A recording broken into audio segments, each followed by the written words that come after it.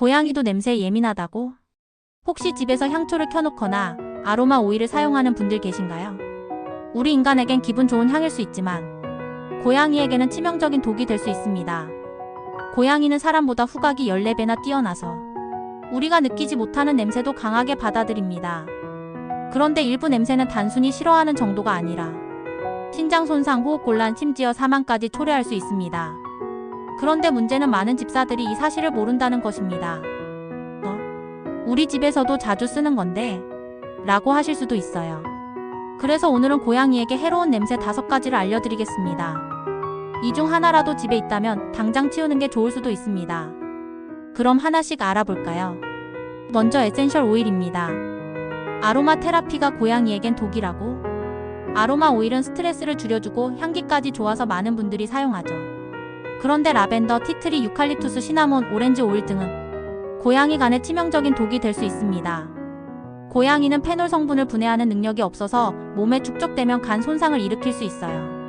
특히 디퓨저처럼 공기 중에 분사되는 제품은 고양이가 호흡하면서 독을 계속 흡입하게 되기 때문에 더욱 위험합니다. 그렇기 때문에 에센셜 오일 사용을 최대한 자제하세요. 꼭 사용해야 한다면 고양이가 없는 방에서 짧게 사용하고 환기를 철저히 하세요. 둘째, 감귤류, 레몬, 오렌지, 자몽 등등입니다. 상큼한 향이 왜 위험할까요? 오렌지나 레몬 같은 감귤류 냄새를 맡으면 고양이가 얼굴을 찡그리거나 피하는 걸 본 적 있나요? 감귤류 껍질에는 리모넨이라는 성분이 들어있는데 이 성분이 고양이에게 독성이 있습니다. 심하면 구토, 설사, 근육 경련 같은 중독 증상을 일으킬 수도 있어요. 특히 감귤류가 들어간 방향제나 클리너도 조심해야 합니다. 우리가 기분 좋다고 뿌린 방향제 한두 번이 고양이에겐 독이 될 수 있다는 것. 최대한 감귤류 향이 포함된 방향제, 클리너 사용을 피해주세요. 그리고 고양이가 있는 곳에서 오렌지 껍질을 방치하지 마세요. 셋째, 락스와 암모니아입니다. 청소 후 남은 냄새가 치명적일 수도 있다는 사실. 집 청소할 때 락스나 암모니아를 사용하면 살균 효과도 좋고 깔끔해지죠. 하지만 고양이가 이 냄새를 맡으면 호흡곤란, 구토, 점막 손상을 일으킬 수 있습니다. 특히 락스를 사용한 후 화장실에 남아있는 잔향을 고양이가 냄새를 맡으면 냄새를 좋아하는 듯한 반응을 보이며 계속 킁킁거리다가 중독될 수도 있어요. 심하면 폐 손상까지 이어질 위험도 있습니다. 락스나 암모니아 사용 후 반드시 환기시켜주세요. 그리고 락스 희석액이 바닥에 남아있지 않도록 깨끗이 닦아주세요. 넷째, 향초와 방향제입니다. 우리가 좋아하는 향이 고양이한테는 독일 수도 있어요. 우리 집은 고양이가 있는데도 항상 좋은 향이 나 하는 분들 계신가요? 혹시 향초나 디퓨저 때문은 아닌가요?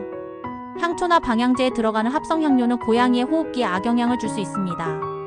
특히 파라핀 성분이 포함된 향초는 태울 때 유독가스를 방출해서 고양이에게 해롭습니다. 그리고 디퓨저 같은 액체 방향제는 고양이가 실수로 핫거나 넘어뜨렸을 때 더 위험할 수 있어요. 그래서 향초 대신 무향의 자연 탈취제를 사용하세요. 꼭 방향제를 써야 한다면 고양이가 있는 공간에서는 사용을 자제하세요. 마지막으로 백화, 국화, 라벤더 등 특정 꽃들입니다. 예쁜 꽃이지만 냄새만으로도 위험할 수 있습니다. 집에 꽃 장식 좋아하시는 분들 많죠? 그런데 백화, 국화, 라벤더 같은 꽃은 고양이에게 위험할 수 있어요. 특히 백합은 냄새를 맡는 것만으로도 신장 손상을 일으킬 수 있을 만큼 독성이 강합니다. 심하면 고양이가 구토하거나 식욕이 떨어지고 심각하면 심부전까지 올 수 있어요. 백합, 국화 등 고양이에게 유해한 꽃은 집에서 키우지 마세요. 꽃을 선물 받았다면 고양이가 닿지 않는 곳에 두고 환기를 충분히 하세요.